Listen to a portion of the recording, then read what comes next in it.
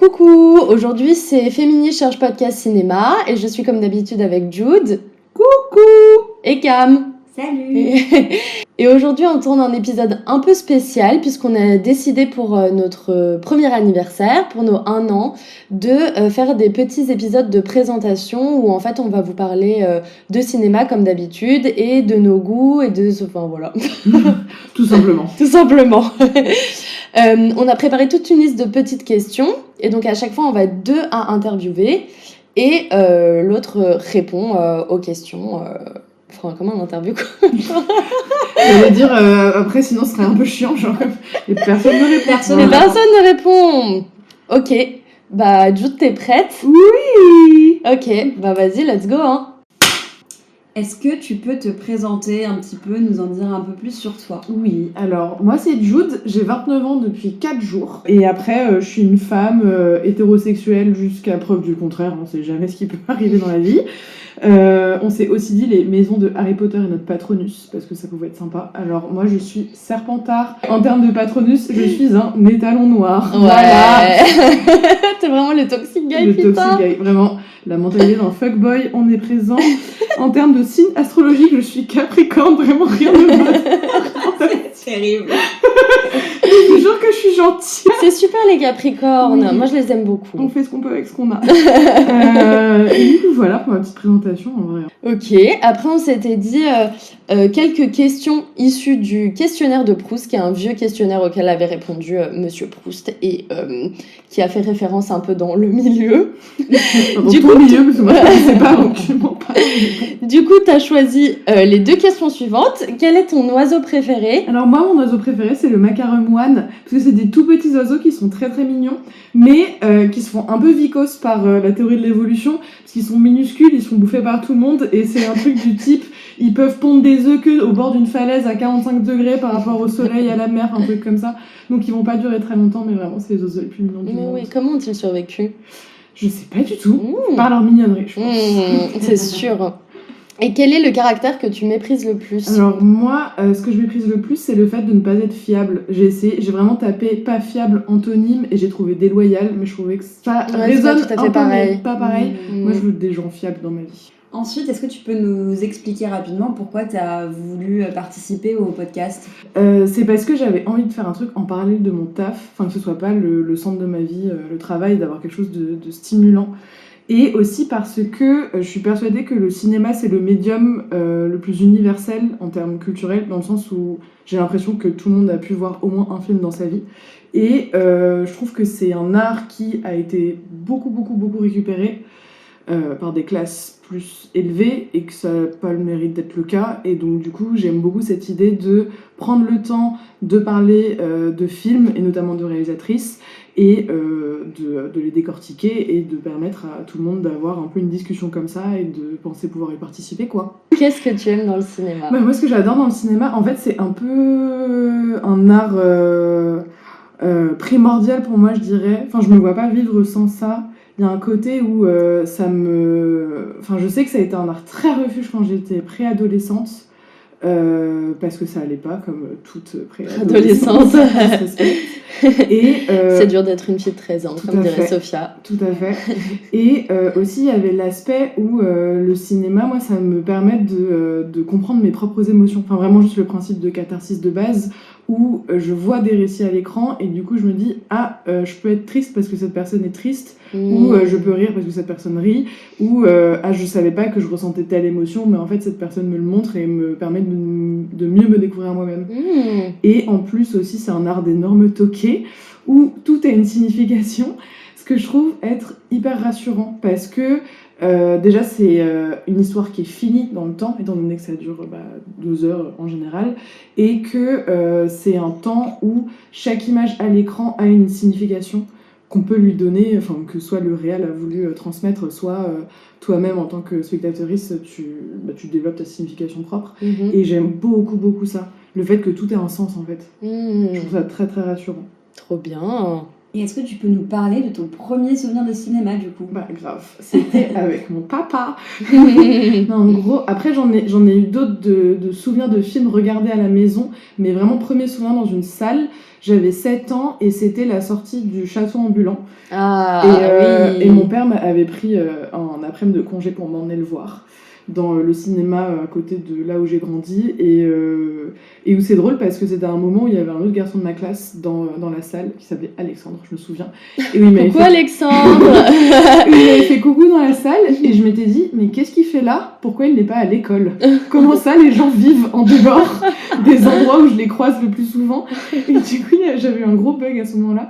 Et aussi juste le Château ambulant, enfin quel film. En vrai, si je l'avais pas mis à cet endroit-là dans l'interview, je l'aurais mis ailleurs parce que vraiment c'était, je pense aussi un peu une révélation cinématographique quoi. T'as des décennies fétiches de cinéma? Alors ça, j'ai pas réussi à y répondre. Ah ouais, moi non plus, c'est marrant. C'est parce que en fait, je me suis demandé quelle décennie de films, si jamais, bon même si je regarde pas la télé, mais si j'étais à la télé et que je zappais sur un film et que je voyais un film où je reconnaissais la décennie, je zapperais pas. Et en réfléchissant comme ça, je me suis dit plus années 70. Parce que je trouve que c'est un moment un peu charnière dans le cinéma, dans le sens où déjà il y a tout le nouvel Hollywood, donc qui est une émergence un peu auteur des films hollywoodiens.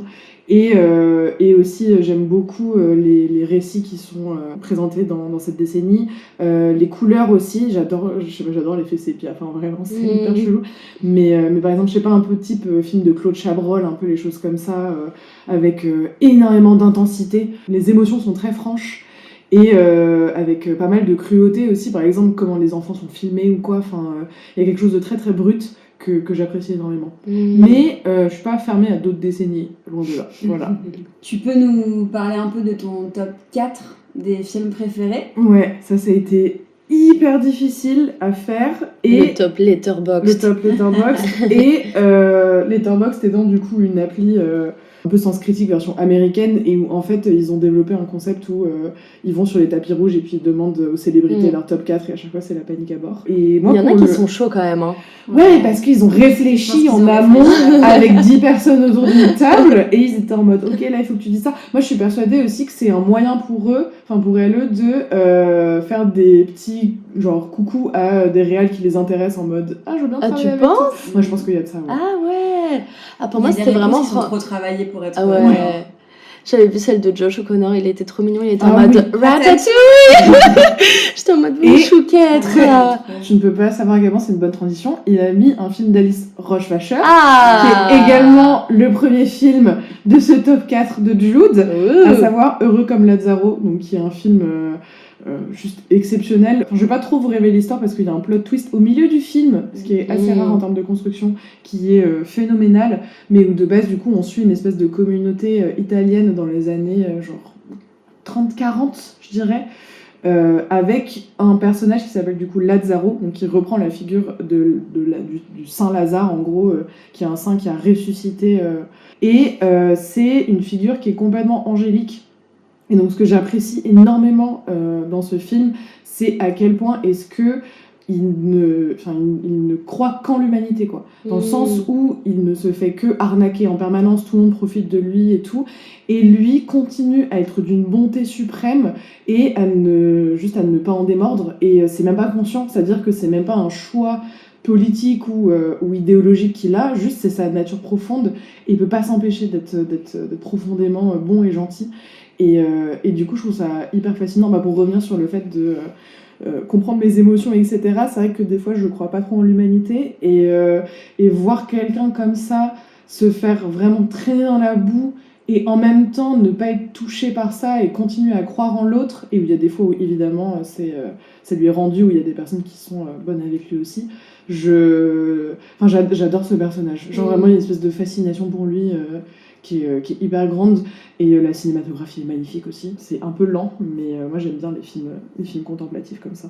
Et sinon, alors le deuxième, c'est La Nuit du Chasseur de Charles Laughton, qui est son unique film à ce mec. Donc c'est un film des années 50, c'est 50, ouais, je dirais 50. 52, 48, je sais plus, bon, dans ces eaux-là, où en gros, moi ce que j'adore dans ce film, c'est que c'est un conte, et c'est un conte qui, pour moi, contient un des plus grands méchants du cinéma. dans le sens où c'est l'histoire d'un mec fou qui se fait passer pour un pasteur, qui entend parler d'un butin en prison, d'un mec qui s'est fait exécuter et qui du coup poursuit littéralement ses 2 enfants à travers le sud des États-Unis. Donc ces enfants, ils ont genre 5 et 3 ans. Et déjà la cachette du magot est une cachette digne d'un conte, mais complètement merveilleuse, qui reprend un peu... il y a Edgar Allan Poe qui a fait une nouvelle où il a dit que la réponse du meurtre, c'était une lettre sur la cheminée et que du coup tout le monde pouvait voir en permanence. Donc là, on est un peu là-dessus aussi. Et aussi l'aspect de, à nouveau, je pense, des figures, pour le coup, pas angéliques, parce qu'ils ont des petits défauts, les enfants, mais en tout cas touchés par la grâce, et où aucun adulte n'est là pour les sauver, pour les protéger. Ils peuvent compter que sur eux-mêmes, et aussi, ils sont d'une intelligence folle, et ils ont une force de vie qui est folle, et ils se font poursuivre par cette espèce d'ombre pendant 2 heures. Sachant aussi que c'est un film qui est empreint de ce qui s'appelle l'impressionnisme allemand, donc c'est-à-dire beaucoup de contrastes noir et blanc, et donc des figures un peu monstrueuses comme ça, très contes, et c'est une esthétique que j'adore, quoi.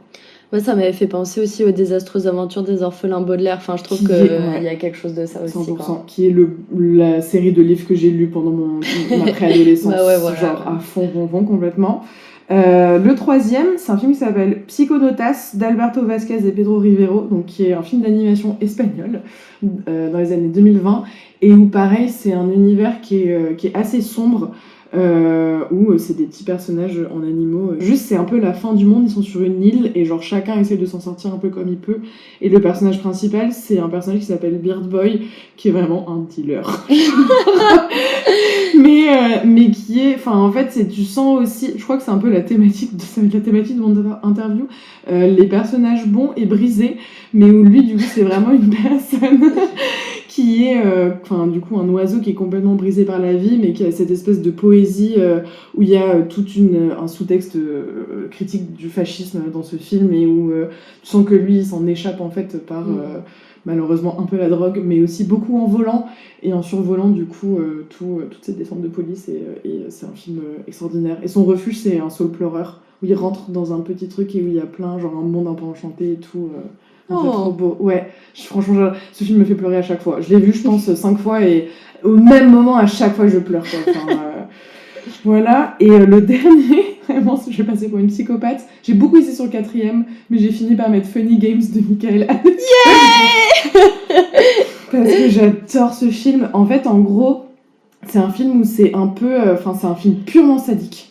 C'est-à-dire que c'est mais c'est exceptionnel, parce qu'en fait, c'est un film sur le cinéma. C'est un film qui renvoie la fascination du ou de la spectatrice à la violence, en gros, et au fait que t'es accro à ce qui se passe et que tu ne peux pas enlever tes yeux de l'écran. Et notamment, t'as un plan fixe, de très loin dans le salon, qui est pris vraiment dans un angle du salon, et le plan dure 10 minutes, où tu vois genre juste l'enfant mort et la télé qui crachote, et t'as les 2 parents qui essayent de se défaire de leur lien, et c'est vraiment c'est incroyable. Et où en fait le truc qui est pour lequel c'est possible de regarder ce film, c'est parce que tu prends du recul et tu comprends que c'est faux en fait tout ce qui se passe, dans le sens où pour moi c'est vraiment une expérience cinématographique, parce que donc en gros c'est vraiment juste 2 mecs qui viennent dans une famille un peu bourgeoise en vacances en Allemagne, très bourgeoise au bord d'un lac, et qui ensuite il y a plein d'aventures où ils les torturent psychologiquement et pas que, mais en fait c'est vraiment ça te montre ta fascination pour la violence poussée à l'extrême, mais c'est regardable quand même parce que tu prends beaucoup de recul et tu te rends compte qu'en fait c'est juste un film sur le cinéma, dans le sens où c'est un film où on te montre regarde ce que t'aimes regarder, tu t'en vas pas, eux non plus ils s'en vont pas, il y a vraiment tous ces questionnements qui sont en jeu, et je trouve que parce que j'adore le cinéma méta qui parle de cinéma, c'est un de mes gros tropismes, gros kink, vraiment énorme kink de ma part. Et je trouve que ce film-là le pousse à un paroxysme qui est merveilleux, quoi. Et il y a un truc, je sais pas si tu sais, donc au tout début, ils sont sur une route, et ils font un blind test d'opéra. Oui. Bon, déjà, c'est insupportable. Oui. Et donc là, il y a le générique qui commence. Oui. Et le générique, c'est une espèce de chanson de métal hyper forte. Sauf qu'en fait, les voix, c'est les cris des personnages qui se font torturer. Voilà. Camille, elle est en mode pourquoi suis-je là? Qui dort chez moi, là? On pense connaître les gens. Et on découvre leur top 4 Letterboxd. On est bloqué avec eux pendant 4 jours. c'est quoi pour toi le film le plus surcoté ? Alors, pour moi, le film le plus surcoté, il est venu très rapidement à ma mémoire, c'est Triangle of Sadness de Ruben Östlund. Oh, tellement pas d'accord. T'es pas d'accord ? En fait, pour moi, c'est du coup Triangle of Sadness ou Sans filtre en français. C'est un film donc déjà qui a eu une Palme d'Or. Tellement abusé. Ouais, voilà. Et qui, du coup, décrit... C'est une espèce de satire sociale où, en gros, il y a des riches qui se retrouvent sur un bateau et, oh là là, le bateau va couler. Donc, du coup, les normes sociales s'inversent. Et Bon, ça, c'est le moment sympa du film, quand même, sur le bateau.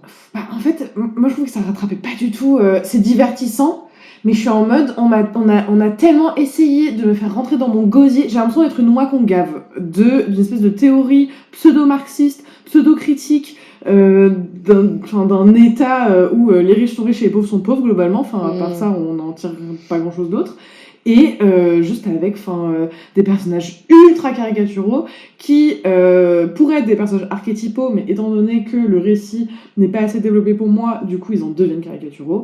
Et Pour moi, ils sont volontairement caricaturaux tous. Oui, non, pour moi c'est des personnages qui sont censés être archétypaux, donc avec des archétypes, donc c'est-à-dire qui remplissent chacun une fonction. Mais sauf que, étant donné que le fond, la critique est faible, du coup, ça fait que l'archétype devient une caricature. Dans le sens où un archétype, c'est utile si jamais tu as un récit complexe et qui permet de porter cette idée-là. Si c'est juste, oh là là, les riches ils sont riches, les pauvres ils sont pauvres, quand il y a tout qui va pas et qu'on finit sur une île déserte, les pauvres ils savent mieux se débrouiller, non.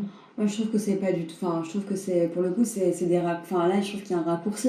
Les personnages sont volontairement caricaturaux et justement, je pense pas qu'ils essaient de. Je pense pas qu'ils essaient de leur donner une espèce de statut d'archétype. Justement, ils veulent juste montrer des personnalités ultra contrastées qui n'ont pas forcément de fond, mais justement parce que c'est pour les critiquer. Mais en fait, il y a un peu ce truc où tout fonctionne pour moi dans ce film.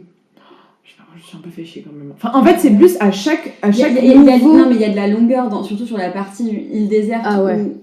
Je suis d'accord. Il y a de la longueur sur la partie île déserte où effectivement c'est bâclé, mais parce qu'en fait au bout d'un moment tu te fais chier et il y a plein de scènes qui auraient pu être raccourcies. Et puis ça arrive après le moment du bateau qui est quand même intense. Le moment du bateau qui est méga intense, cette scène du vomi qui est quand même génialissime. C'est déjà très explicite. Cette scène du dîner, le capitaine qui est joué en plus par cet acteur qui est génialissime, dont j'oublie le prénom, mais que j'adore en plus cet acteur. Woody Harrelson. Ouais.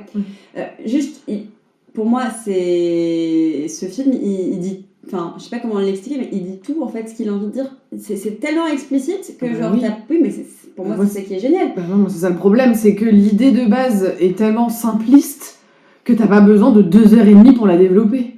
Le développement, il n'est pas d'expliquer une histoire, c'est juste d'être confronté dans cette vie de ces gens-là et d'être en mode mais quelle bande d'abrutis, et à la fin, t'es un peu content qu'il leur arrive du mal, même si, à la fin, sur la scène de l'île, ça part complètement en cacahuète avec l'espèce de troc chantage sexuel entre le mannequin et la servante, qui, elle, est une personne qui a dû se débrouiller toute sa vie, et les mecs sont complètement déphasés, qui sont là en mode en fait, on garde nos privilèges alors même qu'ils sont en situation de faiblesse.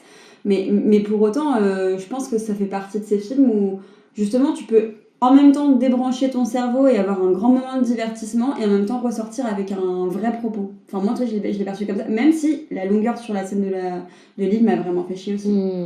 Ouais, moi je sais pas, je me suis dit qu'un court-métrage suffirait. En général, quand je dis qu'un court-métrage suffit, c'est qu'a priori, les 2h30 n'étaient pas nécessaires, quoi. Ok. Et donc, du coup, ton film le plus sous-coté, ce serait quoi ? Je vais refaire de la pub pour le podcast, mais vraiment Jennifer's Body. Tellement. Karim Kusama, je suis en mode, regardez-le, voilà. Écoutez l'épisode et regardez-le. Je ne vais pas rajouter de choses, mais vraiment, je trouve que c'est un des plus grands films du XXe siècle, sincèrement. Du coup, voilà. Un film à emmener sur une île déserte. Alors, j'ai cru que ça allait être très difficile. En vrai, j'ai gardé cette question pour la fin, une des dernières questions. Et en fait, ça m'est venu tout de suite. C'était Le Bon, la Brute et le Truand de Sergio Leone. Ouais. Ou sinon, Il était une fois dans l'Ouest de Sergio Leone. Donc en gros, vraiment western emblématique du genre. Et en fait, c'est juste que c'est des films qui déjà sont une histoire tellement haletante, avec des personnages, bon, pour le coup, d'une complexité folle, et avec des enjeux, pour le coup, vraiment, enfin, un truc typique de western, c'est-à-dire le bien, le mal, est-ce qu'il faut tuer, est-ce qu'il ne faut pas tuer, l'argent, est-ce que c'est vraiment tout ce qui compte, quel est, enfin, cet inconnu qui est le grand ouest des États-Unis à cette époque-là, etc.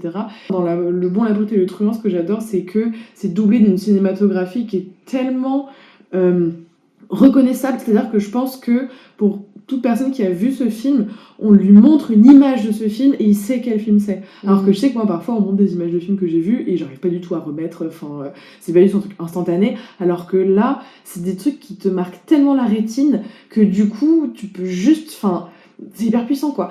Et aussi il y a, ma scène préférée dans ce film, c'est il y a un moment où il trouve un magot quoi, enfin le fameux trésor qu'il cherche pendant tout le film.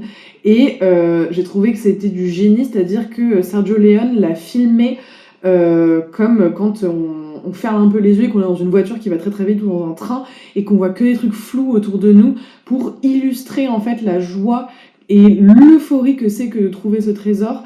Et pour moi en fait c'est un film qui est rempli de scènes comme ça où la forme illustre le fond d'une manière brillante et d'une manière qui est accessible aussi, dans le sens où je trouve qu'en analyse filmique parfois c'est un peu difficile d'accès, où t'arrives pas forcément à comprendre ce qu'a voulu dire le ou la réal, enfin c'est des choses qui sont assez floues, ou sinon que ça paraît pas trop accessible comme manière d'appréhender le cinéma. Et je trouve que en tout cas ce film là c'est quelque chose qui est c'est un très bon premier film à analyser quoi, je trouve. Et du coup, je l'aime beaucoup aussi pour ça. Et je pense que je peux le voir et le revoir et le revoir et le revoir. Donc, vu que sur une île déserte, il n'y a pas grand chose à foutre. Sauf qu'il y a un DVD de l'électricité, comme apparemment. Et moi, un projecteur pour palmier, c'est super. Est-ce que tu peux nous dire quel est ton personnage préféré ? Et le personnage préféré, pour le coup, il m'est arrivé tout de suite, mais je l'ai refusé de prime abord. Et après, je me suis dit, en vrai, si c'est la première chose qui te vient en tête, c'est que ça doit être ça. Et en fait, c'est Princesse Mononoke. Ah, Miyazaki again. Ouais, où en gros, il y a... oui, je l'ai beaucoup vu enfant, et il est vraiment beaucoup ressorti. Il est violent, ce film. Mais qu'est-ce que je veux être elle ? Ah ouais. Ouais, il y a un côté... Tu vois le... Ah ouais. En fait, Cam qui est en train de se décomposer sur son siège. En fait, non mais... J'ai toujours été extrêmement fascinée par les nihilistes, donc qui sont des personnes qui ont une idéologie politique et une force de vie qui est liée à ça, mais qui ne croient pas à un monde après. Enfin, pour moi, il y a un côté où ils s'envolent de l'enveloppe corporelle pour porter leurs idées, et je trouve qu'elle a ça. Et c'est quelque chose que j'admire énormément, où elle est complètement indépendante. Elle défend complètement sa nature, où quand t'as du coup le personnage principal masculin qui s'appelle Ashitaka arrive dans sa vie, elle en a rien à secouer. Ça j'adore. Et aussi juste c'est une des meufs les plus badass de l'histoire de l'univers quoi. Et en fait c'est le premier personnage qui m'est venu en tête, et j'en ai parlé avec un ami, il m'a dit Jude il faut le garder quoi. Si c'est ça c'est que c'est bon. Et du coup, c'est quoi ta série préférée ? Alors série, moi je suis pas très série, donc du coup c'est la dernière série qui m'a vraiment beaucoup marqué et qui m'a beaucoup plu, mais je sais pas si c'est ma série préférée, mais c'est Big Little Lies, qui a notamment été beaucoup réalisé par Andrea Arnold, et juste qui est exceptionnel quoi. Il y a un côté un peu fourberie des bourgeoises américaines qui fait plaisir quoi. Et donc, est-ce que tu peux nous dire quel est ton livre préféré ? Du coup, mon livre préféré, c'est, j'en ai parlé pour les recos de la leçon de piano, mais c'est La Mère des Sargasses de Jean Rhys, qui est une réécriture de Jane Eyre de Charlotte Brontë, enfin un prequel en tout cas qui redonne la parole du coup à la femme du grenier. Je vous laisserai explorer ça plus loin, ou juste écouter l'épisode à nouveau pour vraiment beaucoup de pub sur la leçon de piano. Mais ouais, livre exceptionnel, pas très long, n'hésitez pas à l'acheter, vous me remercierez plus tard. Un poème préféré ? Alors, j'en ai deux, j'arrive pas à réussir à choisir. Le premier, c'est Lady Lazarus de Sylvia Plath, dont j'ai aussi déjà parlé. Et le deuxième, c'est El Desdichado de Gérard de Nerval. Commence par Je suis le ténébreux, le veuf, l'inconsolé. Ah oui. Il était dans mes toilettes à un moment, figure-toi. Eh ben dis donc. Parce que je faisais ce truc où quand j'invitais des gens chez moi, je leur demandais d'écrire un truc et de le coller dans les toilettes. Et j'ai une copine qui a mis celui-là. Tu me la présenteras. Et donc, enfin, une musique qui te représente bien. Alors moi, une musique qui me représente bien, c'est Television Screens de Fontaines DC. Qui est un groupe irlandais qui a beaucoup percé depuis que je les connais. Donc du coup, maintenant, je suis un peu en mode... Et moi, je les connaissais dès le premier album. Ah là là, t'es cette meuf. Je suis 100% cette meuf. Et Et du coup, c'est le 4e de leur premier album. Et en fait, c'est une espèce de fuite en avant avec beaucoup de poésie dedans et un rythme assez effréné et assez rock. Et je trouve que c'est une bonne synthèse. Pour finir, on fait un petit tac au tac avec un certain nombre de films qui correspondent à des émotions ou à des moments de vie. T'es prête? C'est bon. Du coup, un film quand tu danses la vie. Les Demoiselles de Rochefort de Jacques Demy. Un film quand tu es en tempête émotionnelle. Caisse de Ken Loach. Il est atroce, mais merveilleux en même temps. Toi, quand t'es en tempête émotionnelle, tu veux y rester en fait, du coup. Catharsis, meuf. J'ai besoin que ça sorte, quoi. Un film quand tu tombes amoureuse. Chat noir, chat blanc d'Emir Kusturica. Et donc un film de rupture. It's the Night de Caroline Poggi et Jonathan Vinel. Un film pour voyager. Un long voyage dans la nuit de Big Anne. Et un film pour faire la fête. Fame d'Alan Parker. Oui. Un film du dimanche soir. Alors la firme de Sidney Pollack avec un jeune Tom Cruise qui doit absolument découvrir qui sont les méchants. Un film pour se politiser. Hunger de Steve McQueen. Par pitié, allez le voir, c'est un des plus beaux films de tous les temps. Un film pour avoir un fou rire. Alors c'est 4 mariages et un enterrement de Mike Newell. Un film pour avoir chaud. Alors ça, j'ai beaucoup hésité, j'en ai pas trouvé un, mais un film qui fait chaud quand même, c'est Un couteau dans le cœur de Yann Gonzalez. Un film à hauteur d'enfant. Alors moi, c'est un film qui s'appelle Brisby et le secret de Nîmes, qui est un film à nouveau déchirant. Je pense que c'est un peu le leitmotiv de mon interview. Et pour finir, un film féministe. Alors ça s'appelle Ria Mère de Giuseppe De Santis. Merci Jude. Merci Jude. Merci à vous. Bye. On vous retrouve la prochaine fois pour l'interview de Cam. Bye.